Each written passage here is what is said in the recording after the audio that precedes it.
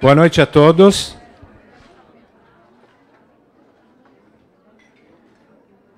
Sejam bem-vindos ao Espaço Cultural CPFL. Iniciamos esta noite o terceiro ciclo do módulo Café Filosófico, do projeto Novas Identidades, a Vida em Transformação, Conhecimento, Sabedoria e Felicidade.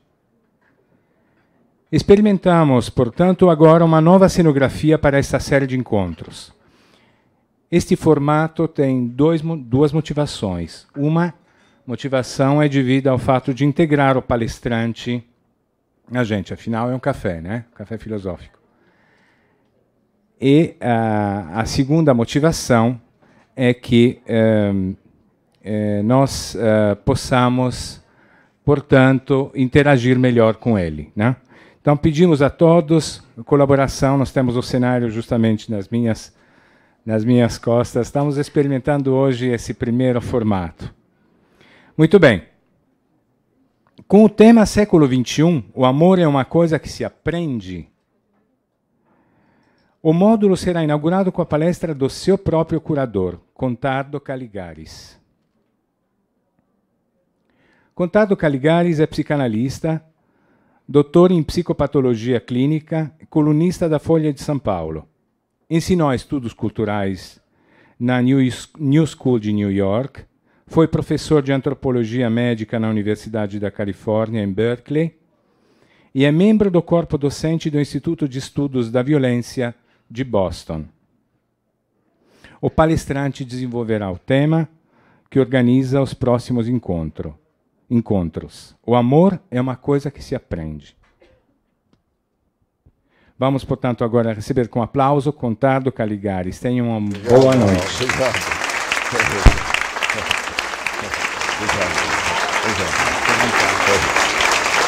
Tudo bem? Tudo bem? Tudo bem? Boa noite. Só falta o pão, né? Tem vinho lá. Então, estou tentando... Bom, infelizmente, além de... Infelizmente tem a ver com outra coisa, mas eu queria primeiro agradecer ao CPFL por estar aqui com vocês hoje à noite, pelo módulo, na verdade, que espero que seja divertido e interessante. Infelizmente, eu envelhecendo não melhorei, piorei, como muitos. Então, porque quando eu era jovem, dava palestras sem ter escrito nada, agora não. Então, eu vou ter que me servir desses papéis, vai ficar difícil me relacionar sempre com todo mundo, mas vou tentar. Então, vou sentar. E o tema que eu vou tratar é também, de um certo ponto de vista, a introdução ao módulo, é o título do módulo. Amar é uma coisa que se aprende. Tá bom? Começo? Tá bom. Então, claro, eu comecei a pensar sobre o que ia apresentar para vocês hoje à noite e pensei nos meus amores. Primeiro, as histórias de amor que eu vivi não foram, no fundo, muito numerosas. Certamente não passam de 10. Estão achando pouco ou muito? Eu tive uma reação, não entendi de que lado estava essa reação, mas bom, tudo bem. E se penso, isso tem uma certa utilidade no desenvolvimento do tema, não é que eu queira contar a minha vida amorosa, mas se penso nas mulheres que amei e que me amaram, na lembrança, aliás, para dizer a verdade, nunca parei de amá-las, o que, claro, é intolerável para quem está sendo amado, né? Mas eu não estou muito convencido de que o amor acabe. Mas isso é só um parêntese. Mas, enfim, se penso nessas mulheres, eu tenho a maior dificuldade em encontrar traços que lhes sejam comuns. Não consigo estabelecer uma série e descobrir a razão dessa série. Cores de cabelo diferentes, algumas eram atléticas, outras magras, outras curvilíneas, algumas eram intelectuais, outras não eram formadas, digo formadas no sentido acadêmico dessa palavra, algumas mais velhas do que eu, outras mais jovens. Uma foi o primeiro amor, outra era viúva, outras divorciadas, algumas com filhos, uma me deu um filho. Enfim, se essa lembrança tivesse o poder de compor uma espécie de desfile onírico, estilo Fellini, 8,5, assim, da minha vida amorosa, as mulheres que amei seriam um estranho exército de Brancaleone e certamente não comporiam um corpo de baile tipo Bluebells, todas de 1,75 igualzinhas, né? como manda o figurino. Bom, aliás, imagino que a mesma coisa valha para elas, que eu faria parte de uma série de exércitos Brancaleones, os exércitos Brancaleones dos homens que elas amaram. Bom. Então, será que a série dos amores da gente não tem razões? Será que elas não têm nunca um traço comum? Eu acho que tem um traço comum nas histórias de amor que eu vivi, mas que ele não está nas mulheres, ele está nas histórias, nas narrativas desses amores. Eles têm, por exemplo, uma propriedade comum. Foram todos, de alguma forma, amores difíceis, se não impossíveis.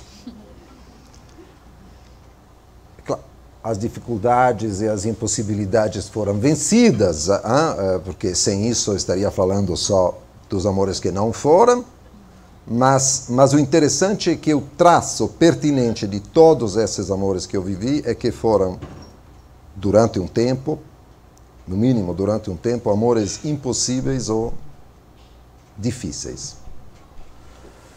Aparentemente, meu grande trunfo para encontrar a impossibilidade que deve me ser necessária para amar, devo encontrar essa dificuldade que aparentemente é necessária para amar. O grande trunfo para mim foi a distância. Alguma complicada distância geográfica. Se lhe conto tudo isso é porque quero chegar a uma ideia, que é justamente a ideia a qual cheguei preparando essa conferência e pensando na série de meus amores para preparar essa nossa conferência ou conversa, esse nosso bate-papo de hoje à noite, né? Porque eu, aliás, sempre tento pensar assim. Hemingway, que é um autor que de quem eu gostava muito quando eu era jovem e voltei a gostar agora, depois de um longo período durante o qual não gostei, dizia que para começar a escrever, mas isso vale também para começar a pensar, a gente tem que colocar no papel a coisa mais verdadeira que a gente sabe, por mais que seja completamente sem interesse, do tipo, a luz está acesa, ponto. Isso é sempre um bom começo. Então, eu pensei nos meus amores. Desculpa ter que interromper, mas o Jean vai ter que fazer uma intervenção. Por favor. Agora? Por favor. Alô, desculpem, tem um carro Focus Prata DDR 0880. Por favor, proprietário, compareça ao veículo. Ninguém? Tudo bem. Posso continuar? Então, vou só tomar alguns exemplos. Meu primeiro amor foi aos 15 anos. E olha só, apaixonei-me por ela no fim, bem no fim, de um verão que passei em Londres, logo antes de ter que voltar para casa, na Itália, para retomar o colégio. Apaixonei-me a ponto que, voltado a Milão, não aguentei, fugi de casa, voltei para Londres, ser um tostão, e fiquei em Londres 6 ou 7 meses com ela, embora sabendo que, depois de 6 meses, ela voltaria para o Canadá, de onde ela vinha, e, claro, eu voltaria para Milão. A lembrança mais tocante desse amor que sacudiu singularmente a minha vida foi meu caminho resignado no último dia, quando ela já tinha saído para o Canadá, um dia de abril ou maio em Londres, mas certamente frio. Minha ida a pé, porque eu não tive grana durante todo esse período de 8 meses, então não tinha. A pé até Victoria Station para tomar o trem que me levaria de volta para a Itália. E uma banda militar passou bem naquele momento, tocando assim, dando o devido fundo marcial, musical, ao drama da separação final. O meu segundo apaixonamento aconteceu em Roma. Eu sou milanês. Então, em Roma, aos meus 18 anos, um fim de semana, eu estava de passagem e ela ia embarcar de volta para os Estados Unidos no domingo à noite. Eu só sabia que talvez ela voltasse para a Europa, mas, se for, seria para a Espanha e 2 meses depois. Bom, foi meu primeiro casamento, durou 7 anos, mas foi assim que começou. Poderia continuar, mas tudo bem, vocês entenderam mais ou menos o espírito da coisa. Agora, são histórias de amor que podem parecer animadas e também contadas, todas as histórias são mais divertidas do que realmente foram, mas sabem o que? Eu acho que esses amores não devem ser muito diferentes dos amores que vocês viveram. Claro, cada um encontra, descobre, inventa razões diferentes de dificuldade ou de impossibilidade. Cada um inventa obstáculos e distâncias diferentes, não precisam ser geográficas, podem ser de língua, de cultura, de classe, de caramba que seja. Mas o essencial é que duvido que a ideia do que o ponto forte do amor é a dificuldade do encontro, duvido a dificuldade do encontro, a dor da espera, a aflição das separações, a saudade do afastamento, duvido que essa ideia não seja familiar para vocês todos. E essa convicção se funda no fato seguinte, que nós podemos ter histórias de vida muito diferentes, mas em matéria de amor temos algo verdadeiramente em comum. Temos em comum um repertório cultural que é o mesmo. Todos aprendemos o que é o amor, todos aprendemos a amar no mesmo repertório do amor. Pelo menos todos em nossa cultura. Agora, imagino que alguns de vocês vão me dizer, essa expressão é curiosa, como assim aprendemos a amar? Como é que é isso? O repertório, né? O que é isso? Afinal, o amor não é um sentimento incontrolável, espontâneo, né? O que quer dizer que nós aprenderíamos a amar? Não é o fruto de um encantamento mais ou menos misterioso com o outro? Pois é, claro que sim. Claro que o outro que nós amamos não é escolhido a esmo. Embora, eventualmente, isso é interessante, nunca saibamos exatamente dizer o que foi que nos encantou, né? É um certo gesto da mão, um certo olhar, um certo tom da voz. é sempre um certo olhar, não é nunca um olhar certo. É um certo olhar. Né? Mas, enfim, o outro que nós amamos carrega consigo, aparentemente, o que a psicanálise chama objetos parciais, né? Que nos fazem sonhar com a ideia de que se ele estivesse conosco, se nós o tivéssemos para nós, nada nos faltaria. Né? Não sabemos muito bem qual é aquele objeto que ele carrega consigo e que nos dá essa ilusão, essa esperança, mas entrevemos algo disso quando falamos de foi a voz, foi, sei lá o quê, o olhar, né? Um olhar especial. Bom. Essa sensação, aliás, é tão forte que ela é fonte de várias dificuldades na experiência do amor, porque a consequência disso é que estamos sempre, isso é um parêntese, estamos sempre pedindo ao outro algo que não sabemos o que é, ele também não sabe, né? E pretendemos que esse algo nos complete. É assim, peço que você me ofereça não sei o que, você também não sabe, para que com isso você me complete. Obviamente é difícil, mas enfim, à primeira vista parece uma receita para o desastre. Né? Não. Surpreendente é que não é, quer dizer, o malogro não é obrigatório, né? A gente, no fundo, navega decentemente com esses pedidos, às vezes mútuos, né? Tão misteriosos e difíceis. A gente consegue sustentar amores para a vida inteira a forças de objetos que deixamos o outro vislumbrar em nós e que vislumbramos no outro, e isso mais ou menos funciona. Mas tudo isso é um parêntese que explica o nosso encantamento por tal ou tal outro que amamos, mas não é isso que me interessa, que nos interessa hoje aqui.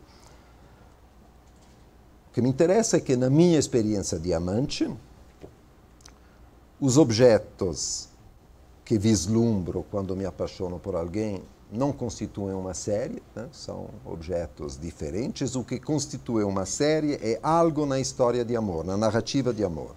E essa que é sempre a mesma. É uma narrativa de distância, uma narrativa de obstáculos, tirada de um repertório comum de histórias de amor, no qual dominam a distância e os obstáculos.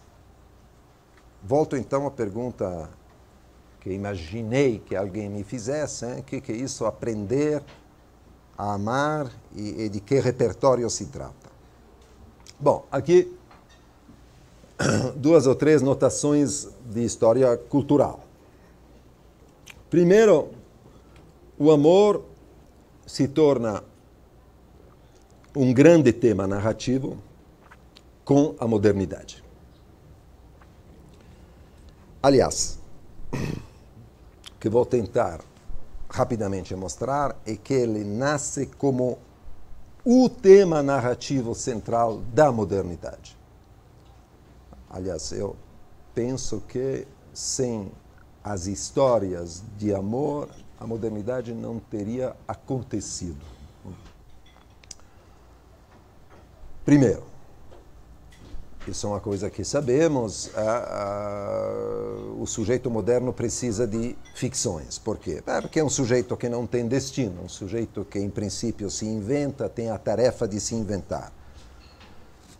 O repertório das ficções literárias, mas que hoje são filmes, televisão, tudo o que vocês quiserem, músicas, letras e companhia, o repertório das ficções se constitui quando a modernidade triunfa. É porque o sujeito moderno precisa de um repertório do possível com o qual sonhar, um repertório de devaneios com o qual inventar a vida.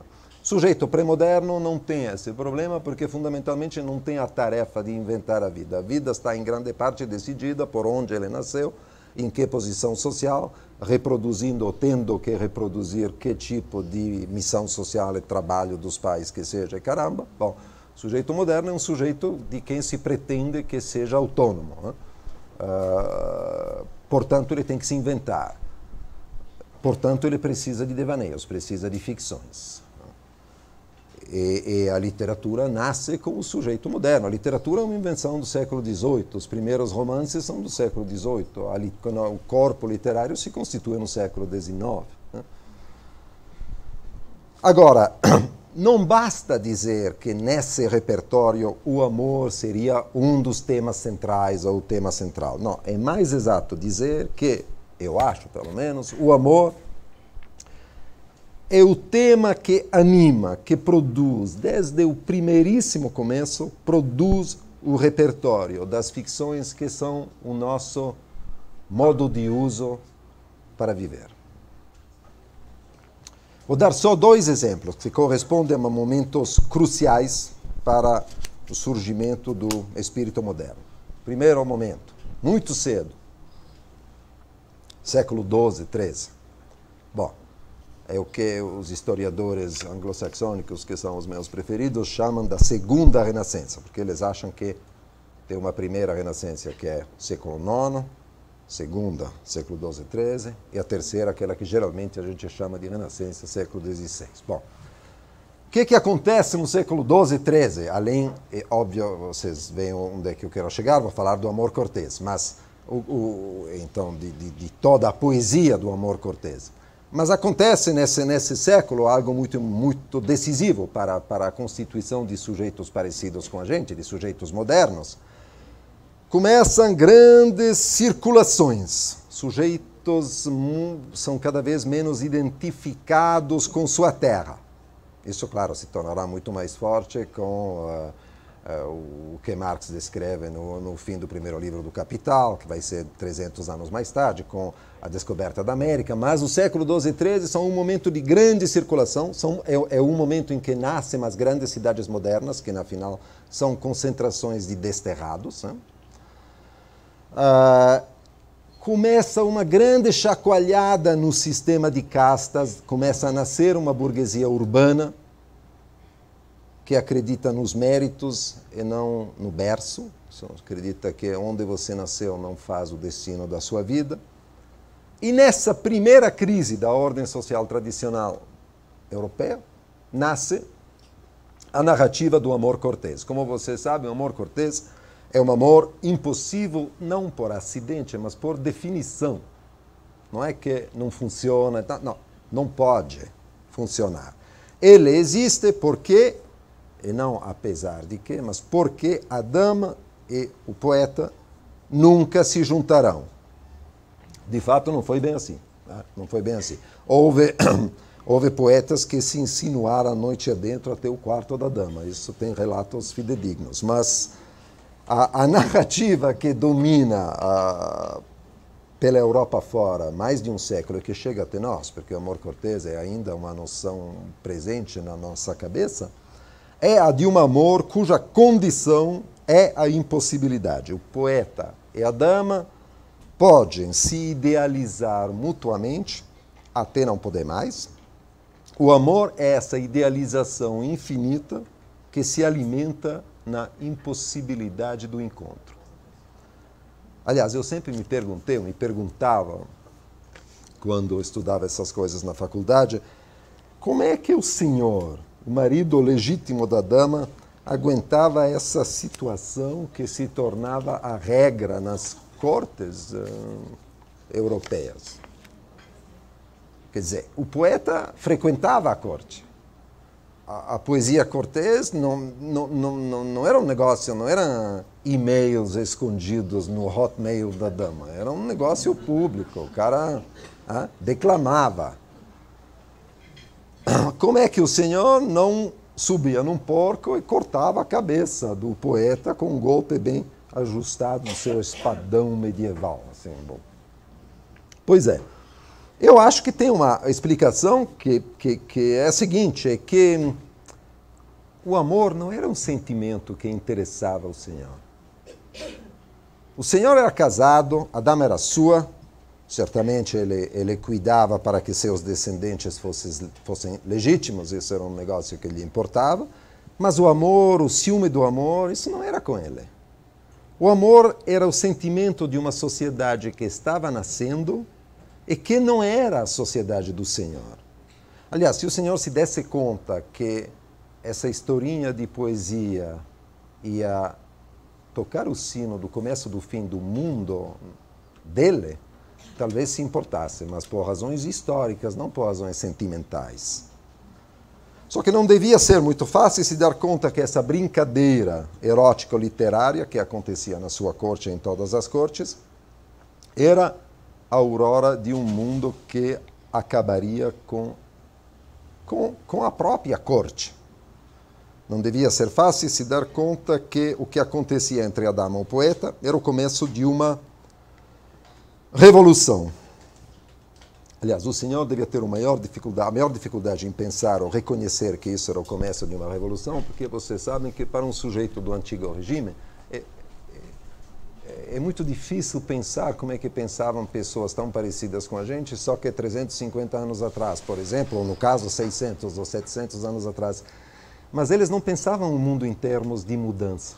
Não eram pessoas que estivessem se preocupando com a revolução em curso. A revolução significava nada, né? O mundo era vivido como uma forma de permanência. A única grande revolução era quando se passaria da cidade da gente à cidade de Deus. Aí tudo bem, aí era um negócio sério. Mas então imaginar que tivesse uma crise, um sistema de autoridades, isso é uma mentalidade completamente século XIX ou século XVIII, não é uma mentalidade do século XIV. Bom, mas qual era a revolução? A revolução era a seguinte, que o amor é um sentimento. Ele nasce imediatamente como exemplar, porque nasce como repertório literário, inaugura o repertório literário, é um sentimento que não obedece às regras de uma sociedade de castas. Um sentimento que passa por cima de uma distância social que parecia intransponível. Pelo amor, um plebeu ou um burguês, ainda por cima, andarilho, que era o caso geral dos poetas, pode falar com a dama, e a dama, ao ouvi-lo, pode idealizá-lo como ele a idealiza. Eles podem ter esse sentimento em comum. Isso é verdadeiramente o começo do fim da sociedade tradicional, é o início do mundo individualista, do nosso mundo. Digo individualista no sentido seguinte, que o sentimento do indivíduo, o amor, está acima das regras coletivas.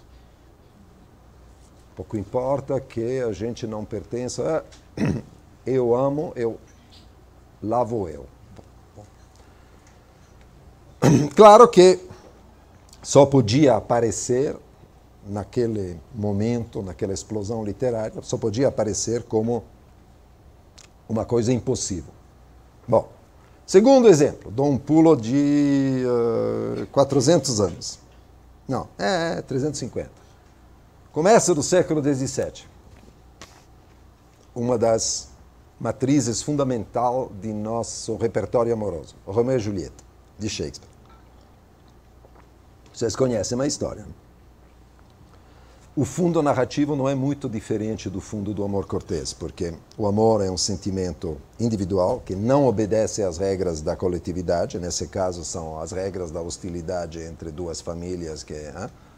Teve uma versão recente no cinema brasileiro entre palmeirenses e corintianos. A diferença da versão shakespeariana é essa que acaba bem, enquanto a versão shakespeariana acaba mal, porque, como você se lembra, eles morrem. Embora Romeu chegue no quarto de Julieta, o preço é a morte de ambos. Agora, por que Romeu e Julieta é uma matriz tão poderosa de nosso repertório amoroso? Eu não sei se vocês foram alguma vez, ou se vocês visitarem a cidade de Verona, na Itália, tem uma casa que não é, claro, a casa de Julieta, mas tanto faz, é a casa de Julieta, está escrito no guia. E aí tem processão de apaixonados, amantes e companhia que vão visitar a casa de Julieta. Tem um balcão, famoso balcão, né? E daí não sei quem inventou, porque aí também na Itália tem essa especialidade. Desde que tem um lugar assim, colocam um poço em que todo mundo tem que jogar uma moeda. Isso funciona. Bom, enfim. Então, por que Romeu e Julieta é uma matriz tão poderosa de nosso repertório amoroso? Bom, há uma explicação, digamos assim, materialista histórica, que é um pouco já o que eu já disse. O amor é o agente ideológico principal da revolução moderna. Por quê? Porque transforma todos os laços. Nos obriga a passar nos autoriza a passar das obrigações instituídas às obrigações afetivas, que passam na frente. Então, obrigações afetivas são obrigações individuais. Essa, aliás, é uma mudança, parêntese, é uma mudança sentimental e ideológica que continua ainda, que chega cada vez mais longe, né? Mesmo nas instituições, nas poucas instituições que sobram do antigo regime, por exemplo, na família, não tem mais ninguém que não justifique os laços familiares pelo amor. Tipo, se você não ama os seus filhos, você não é mãe. Né? O laço simbólico não interessa, o que importa é o laço afetivo. E tem filhos que podem dizer que não amam mais meus pais, e então acabou, não sou filho, coisa nenhuma. Então, a raiz psicológico-social, digamos assim, de nosso apaixonamento pelo amor é essa, e que amamos para celebrar o triunfo das razões do indivíduo sobre as obrigações da história, da tradição, das castas, as obrigações do passado. Tudo bem, vocês dirão, mas uma vez ultrapassado o tempo de transformação social, que podia ser ainda a época de Shakespeare, ainda mais, claro, a época do amor cortês, agora que estamos na modernidade, agora que Monteques e Capuletos não estão mais brigando, por que nosso repertório não mudou? Por que a gente continua com um repertório de amores impossíveis? Afinal, agora o amor seria possível, não? Por que as narrativas amorosas continuam marcadas pelo impossível? Pelo árduo, pelo difícil?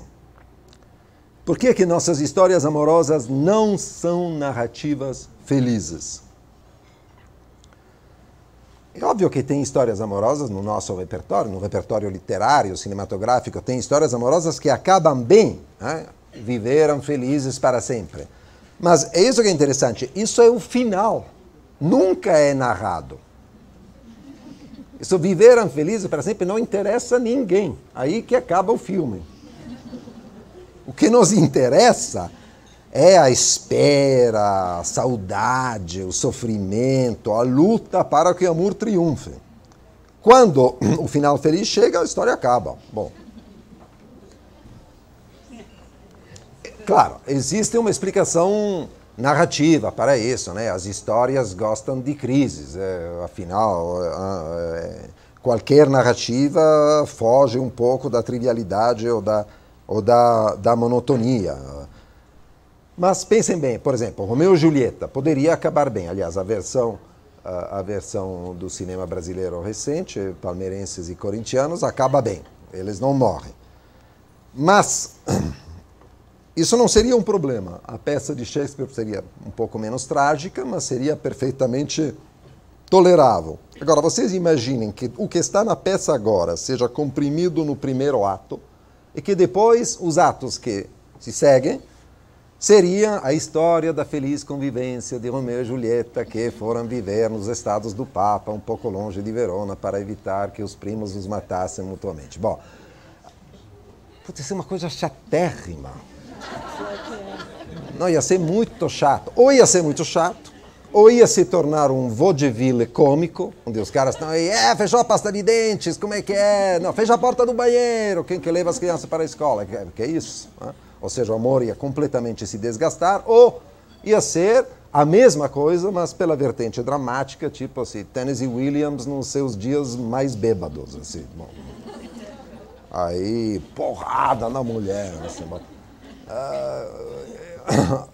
ia ser isso, ia ser uma história completamente diferente. Não ia ter uma história do amor, da trivialidade do amor vivido. Não, isso é o fim do filme. Então existe uma necessidade narrativa, talvez, nisso, mas não me basta essa explicação. Acho que tem outras explicações pelas quais o nosso repertório amoroso está sob a marca do difícil, do árduo, do impossível. Outras além daquelas que eu já avancei.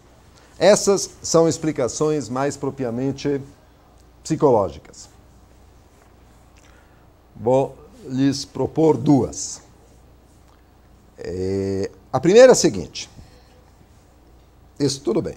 Se o amor é o motor ideológico do individualismo, historicamente é, tentei mostrar isso, né? É o que diz, o meu afeto passa na frente.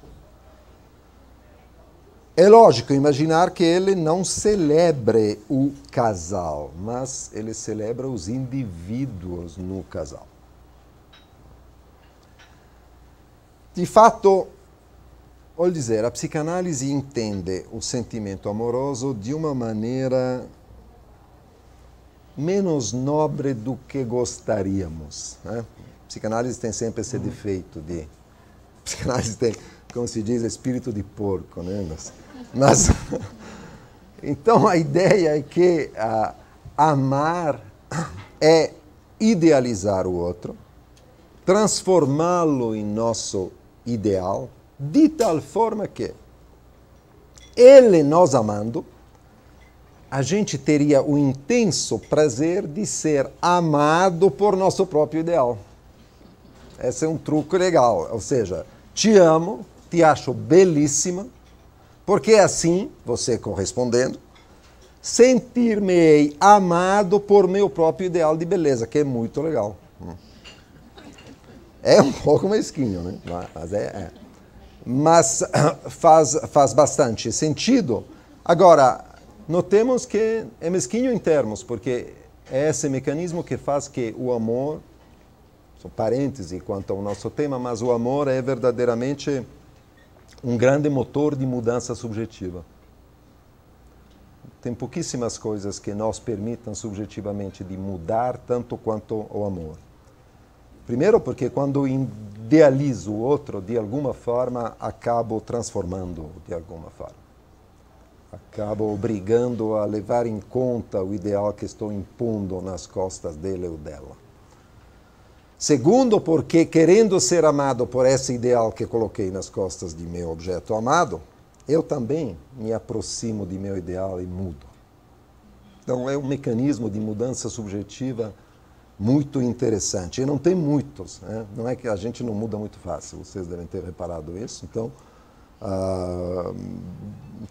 isso é um lado interessante do amor. Mas seja como for, se o amor é, como a psicanálise sugere, uma idealização com o propósito de ser gostado pelo ideal da gente, né? É óbvio que ele é um sentimento que se mantém muito melhor na distância.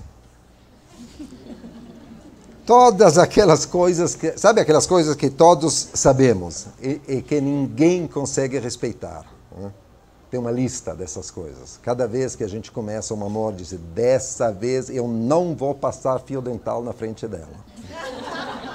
Que esse é um erro que eu já cometi, mas eu não vou fazer. E aí passam 6 meses, e aí todo mundo na cama. Bom, isso bom, todas essas ideias sobre o fato do que o excesso de intimidade cotidiana desgasta o amor. Com o fio dental, eu tomei o exemplo benigno, né? Tá bom, vocês se deram conta. Mas todas essas ideias, né, que são tantas promessas iniciais, bom, são expressões da necessidade da idealização para que haja amor. Porque o que nós queremos é manter a idealização, tanto a nossa quanto a do parceiro. E isso é porque, de longe, te amo mais se você me ama mais. Preservar a idealização é preservar o amor. E preservar a idealização é sempre mais fácil quando o outro está fora do alcance. Tipo, a gente se vê... Aí tem aquela utopia ao mesmo tempo, porque sabemos também que é uma utopia dos casais que instituem isso como regra. Tipo, a gente só se vê no fim de semana. Que também não funciona. Mas... É por essa razão, por essa necessidade de distância, aliás, eu acho que se explica um mistério do amor. Não sei se vocês já refletiram sobre isso. É que é o fato que, num amor sério, o amor não tem que ser sério, porque em princípio se presume que seja divertido, que as pessoas possam rir juntas. Mas, enfim, digo sério no sentido negócio sério. Sim. Presume-se que a gente sinta saudade do outro enquanto está com ele. Isso eu acho um traço muito importante. O que primeiro assinala que, claro, nunca se consegue ter o outro inteiramente. Ele está sempre nos faltando, bom, claro. Mas que também assinala que ainda existe uma distância que é necessário manter. Aliás, se eu tivesse que dar uma definição do amor, enfim, me servindo de... Não vou entrar em chatice citacionais, mas eu diria que amar é algo assim, não poder estar sem você, que é muito diferente de querer estar com você.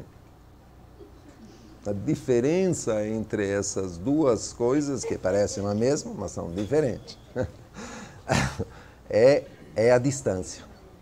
Né? Bom, é a distância que permite que o amor dure. Bom, essa é a primeira resposta à necessidade, então, da distância no nosso repertório amoroso. A segunda resposta me toca mais de perto. Se penso, dessa vez, não nas minhas histórias amorosas, mas no meu repertório amoroso, no repertório das narrativas de amor que me marcaram na pré-adolescência, ou seja, quando me perguntava mesmo o que ia ser isso. Eu encontro dois filmes que muitos aqui já viram ou conhecem, ou eles estão em qualquer locadora na prateleira dos clássicos, claro. Primeiro é um filme de 1953 que se chama, em título original, Shane. Foi traduzido por alguma razão misteriosa em português, Os Brutos Também Amam. É um filme de George Stevens, com alguns dos atores que me fizeram sonhar toda a minha pré-adolescência. Alan Ladd, que é, eu juro, revi esse filme pela primeira vez 4 dias atrás, porque queria revê-lo antes de falar sobre esse filme que nunca me deixou. Eu fiquei impressionadíssimo porque Alan Ladd parece uma estátua do Museu de Madame Tussauds em Londres. É um negócio... É um fenótipo que se tornou totalmente impossível no cinema de hoje. Mas enfim, naquela época era ver o bonitaço Então, Alan Ladd tinha Jack Palance em uma das suas primeiras aparições como feioso, e Van Heflin, que é o marido. Enfim, agora, bom. Quem não quiser ver Shane, que é um filme de 53, e que então tem uma estética um pouco antiga, embora seja Technicolor, né? E a música impagável. Bom, pode ver o remake, excelente, na verdade, mas idêntico na estrutura narrativa, que foi feito por Clint Eastwood, muito mais recente, em 85, sob o título O Justiceiro Solitário. O título em inglês era Pale Rider. Esse era um filme. O outro filme... Aí, todo mundo conhece mesmo, é Casablanca de Michael Curtiz, é claro. Bom, se vocês conhecem esses filmes, eu não vou precisar também contar a história detalhadamente, mas os que conhecem esses filmes já sabem que são histórias de amor que não acontecem. É isso que é interessante. Bom, quando vi os filmes que o Walter Salles, que estará aqui conosco no fim de setembro, queria trazer como o seu repertório, achei que não estava sozinho, porque ele me falou de Último Tango em Paris e Profissão Repórter de Antonioni, como amores que não acontecem, né? Histórias de solidão fodida, são as duas sérias. Mas, enfim, então não estou sozinho nesse barco. Mas os dois filmes que eu citei, que são dois grandes clássicos do repertório amoroso, têm algo mais específico. Não só são histórias de amor que não acontecem. A história de Shane, ou do Justiceiro Solitário, é a seguinte, resumo muito rapidamente para quem não viu. Casablanca, não vou precisar resumir, todo mundo conhece o filme. A história de Shane é o seguinte, tem aquela coisa, né, como é que se chama, settlers, colonos num vale, aliás, o título italiano, porque eu vi esse filme em italiano. Na época os filmes na Itália eram dublados, ainda hoje, são dublados todos, é um dos mistérios na Itália, todos os filmes são dublados. Era o Cavalheiro da Valle Solitária, que era muito mais bonito do que Shane, que é o nome próprio do... Bom. Enfim, o Cavaleiro da Valle Solitária chega nesse vale onde tem esses colonos e chega, não se sabe de onde vem, não se sabe para onde vai, mas ele é um pistoleiro.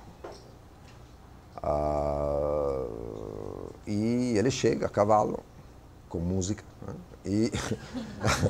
E para numa fazenda onde tem uma família muito legal, um colono trabalhador, a mulher... vocês têm que ver Shane de 53, porque a mulher, de quem eu me lembrava como um ideal de beleza feminina, tem um sério problema de cabeleireiro. Eu gostaria que vocês... Eu fiquei espantado com a mulher. Mas, enfim, a mulher que estava lá... e um filho pequeno, que é Joy, e esses colonos, claro, estão sendo ameaçados por um feioso da cidade vizinha, que não é bem uma cidade, mas enfim, um feioso que quer recuperar todas as terras para que as vacas dele possam pastar livremente, então quer impor pela força que os colonos se mandem. Bom, e a coisa fica feia, ele mata os porcos dos colonos, intimida, até que mata um colono e até que manda vir um pistoleiro, que é o Jack Palance, profissional. Bom, o Shane, então, que chegou a cavalo, aí a gente entende que entre ele e a mulher tem um clima, pinta um clima, mas só um clima. Porque ele também é muito amigo do Van Heflin. E ele é admiradíssimo pelo menino, que, claro, acha que o pai é legal, mas no fundo é um babaca. O cara com o revólver é quem é um homem de verdade. Bom, então o Shane, que está cansado de ser um pistoleiro errante, fica na fazenda ajudando... Mas, na hora H, claro, ele tem que voltar à sua arma, vai lá, faz o que deve, mata todo mundo e vai embora. Enquanto o menino grita, Shane, fica com a gente. E Shane vai para o horizonte, continuando a sua viagem. Bom. A história de Casablanca é absolutamente parecida, né? Rick Blaine deixa a mulher da vida dele. A diferença de Casablanca é que entre Rick Blaine e Ingrid Bergman, se me lembro a atriz, não me lembro mais do nome dela no filme, mas teve um momento de felicidade passada, né? Tem essa, porque teve aquela frase "We'll always have Paris", né? Porque estiveram em Paris juntos e aconteceu uma coisa mágica. Bom. Mas são narrativas de amor poderosíssimas, porque, pelo menos para um rapaz, aqui confesso que são narrativas para rapazes de qualquer idade, porque nelas o herói, Shane ou Rick Blaine, é idealizado como mais ninguém pela mulher amada. Ele é inacessível, portanto, protegido contra qualquer desgaste do amor. Comparados com Shane ou Rick Blaine, né? Rick Blaine sai para a resistência junto com o amigo gendarme, né? Enquanto Shane sai para continuar a sua errância de pistoleiro. Comparados com eles, os homens que as duas mulheres também amam, com quem estão, os homens com quem elas fazem concretamente suas vidas, são inelutavelmente second choice. Não tem, é óbvio. Assim como qualquer homem que elas porventura encontrarem no futuro será apenas um ersatz de Shane ou de Rick Blaine. A renúncia amorosa de Shane e de Rick Blaine, que somem, é a condição, é a garantia absoluta de um amor que durará para sempre, claro. Não há modelos narrativos em que o amor esteja tão ligado à distância, à separação, à impossibilidade. Agora, para concluir, pensem bem. E essa é uma ideia que me surgiu, engraçado, né? A gente não para de se analisar. É uma ideia que me surgiu justamente pensando no que eu ia apresentar para vocês hoje à noite. E me surgiu com uma violenta evidência.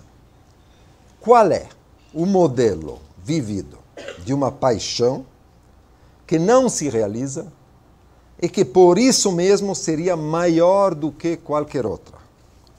Qual é o modelo vivido em que alguém deixa uma casa ou um casal convencido que, graças ao seu afastamento, ganhará para sempre o amor da mulher?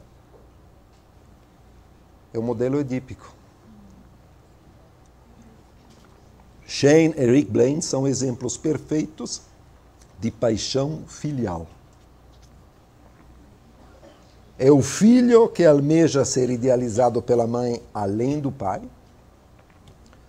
que renuncia a ter qualquer coisa com a mãe para garantir o amor.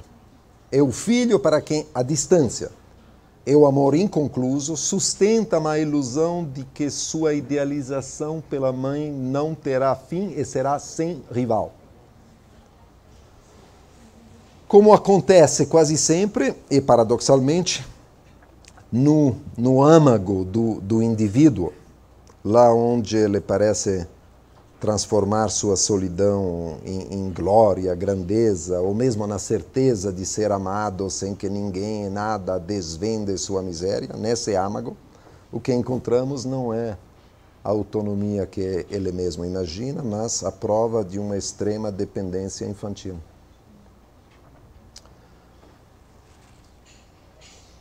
Somos todos, pelo menos os homens, somos todos um pouco cavaleiros solitários e donos de bares em Casablanca. Mas isso significa que quando parecemos assim sumir no horizonte com a dor da renúncia e o orgulho de transformarmos-nos em ideais para sempre amados, de fato, estamos apenas correndo ou galopando para mais uma miragem dos braços maternos. Isso era a triste notícia que queria trazer para vocês hoje à noite. Bom, eu espero que a gente possa conversar um pouco.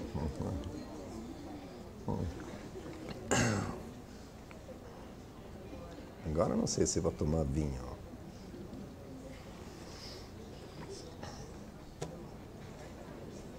Oi, agora posso levantar. Oi.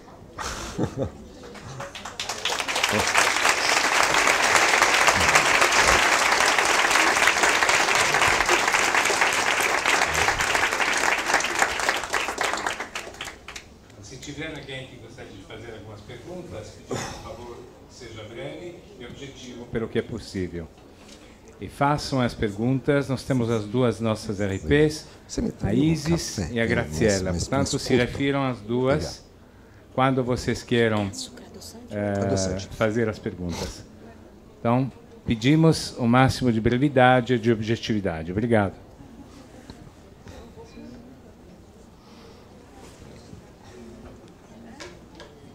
Pronto. Boa noite. Meu nome é Marisa, gostei muito da colocação.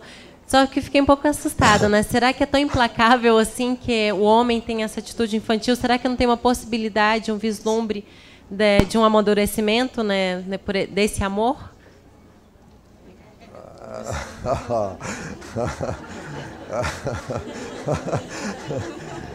Não, é uma excelente pergunta.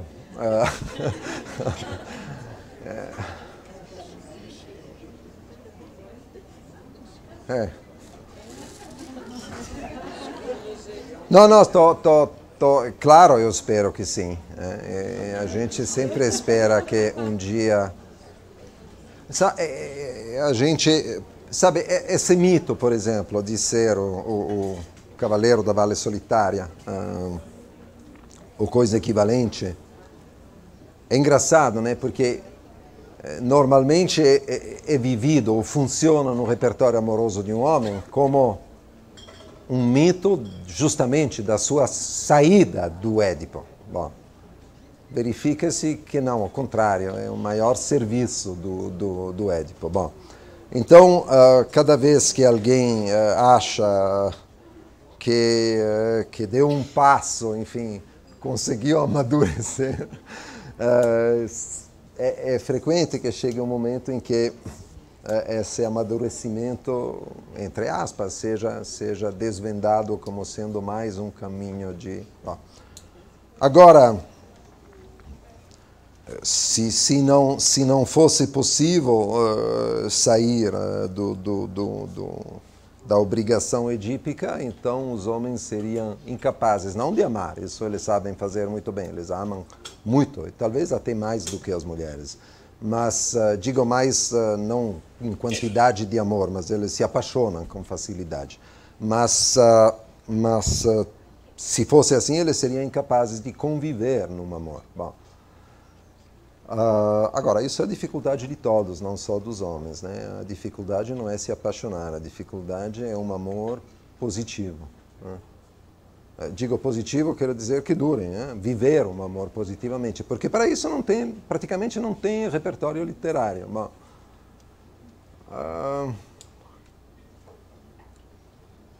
tem truques. Por exemplo, tem truques que... Não, tem truques. Os terapeutas de casal conhecem esses truques. Tem coisas que não... Tem coisas que... Por exemplo, eu não acho bom que os dois parceiros de um casal se conheçam demais. Eu acho que um grande sinal de crise num casal é quando um dos dois diz para o outro, eu te conheço. Isso é péssimo. Isso é péssimo. Então, isso é uma reserva talvez mais importante do que a questão do fio dental, para usar essa metáfora. Mas, por favor.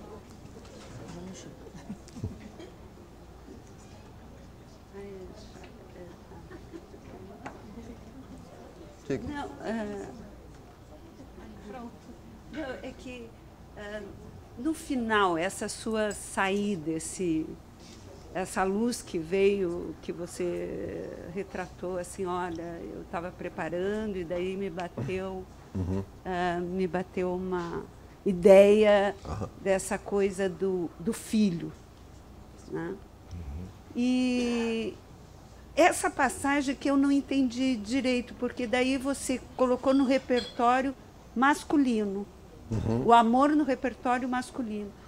E eu estava, quase foi assim, interrompeu uma ideia que você estava trazendo dessa do ideal, do amor ideal de que a mulher, o homem projeta no outro o ideal do seu ideal, aquela confusão. Mas é confuso, mas é assim. Mas e para a mulher? É o filho também? É isso que eu não entendo. Você é para a mulher. Mas eu acho que você não. Falou, entendi. Isso aí, tá? Não, eu acho, posso estar errado, mas eu acho que, aliás, a pergunta que você colocou vai nessa direção. Eu acho que os homens selecionam especificamente no repertório onde aprendem a amar, selecionam as histórias do tipo Casablanca ou Shane, ou seja, as histórias de eu sou o cara que vai sumir no horizonte e, portanto, será sempre amado, porque as mulheres escolheriam no repertório amoroso coisas um pouco diferentes e talvez mais próximas da possível realização de um amor. Pontos de Madison foi assim. Essa é uma bonita peça de repertório amoroso, né? Então, por isso que as últimas coisas que eu disse se referem especificamente à ideia verdadeiramente do Édipo masculino. Né?